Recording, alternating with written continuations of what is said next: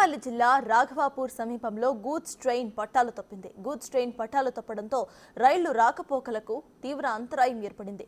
నిన్న ఘజియాబాద్ నుండి కాజీపేట వైపుగా ఐరన్ కాయిల్స్ తీసుకువెళ్తున్న గూడ్స్ ట్రైన్ పెద్దపల్లి జిల్లా రాఘవపూర్ కన్నాల మధ్యలో పట్టాలు తప్పింది.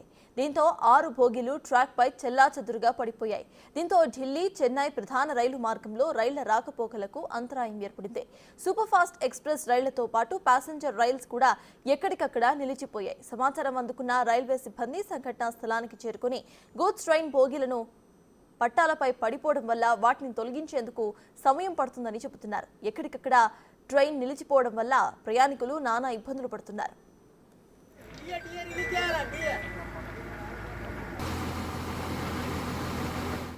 పెద్దపల్లి జిల్లా రాఘవాపూర్ సమీపంలో గూడ్స్ ట్రైన్ పట్టాలు తప్పిన ఘటనపై కేంద్ర మంత్రి బండి సంజయ్ ఆరా తీశారు. నాగ్పూర్ ఎన్నికల ప్రచారంలో ఉన్న బండి సంజయ్ సమాచారం తెలిసిన వెంటనే దక్షిణ మధ్య రైల్వే అధికారులకు ఫోన్ చేశారు. 11 బోగీలు పట్టాలు తప్పడంపై 3 రైల్వే ట్రాకులు దెబ్బతిన్నాయి అధికారులు తెలిపారు. అయితే పెద్దపల్లి టు రామగుండం వైపుగా వెళ్లే రాకపోకలకు పూర్తిగా అంతరాయం ఏర్పడిందని అన్నారు. తక్షణమే రైల్వే ట్రాక్ ను పునరుద్ధరించాలని కేంద్ర మంత్రి కోరారు. పెద్దపల్లి రామగుండం మార్గంలోని ప్రయాణికులకు ఇబ్బందులు తలెత్తకుండా చూడాలని సూచించారు.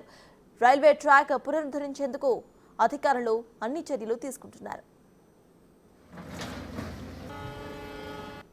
Yesterday night, when one goods train loaded with steel coils and steel rolls was passing through Raghapuram station, got derailed at about 8:20 p.m. and 12 wagons got derailed and it blocked all the 3 lines. Immediately, the officers and staff who were available at Ramagundam, they were moved to the site, and senior officers started from Sikandrabad, and we have deployed 6 machines for clearing the track, and we hope that by today evening 6 p.m. we will be able to clear 1 track, and remaining 2 tracks we will be able to clear tomorrow morning by 11 o'clock. Our first priority is to restore the traffic. So first we are clearing the wagons, as you can see, and then we will restore the track, OHE and signaling system. So that is our first priority. Measurements are being taken, and then further inquiry will be held, and then only will come to know the actual cause. Yeah, we have diverted some of the trains, and then some trains we have cancelled also. Short distance trains we have cancelled, long distance trains we are diverted. So far we have cancelled 51 trains.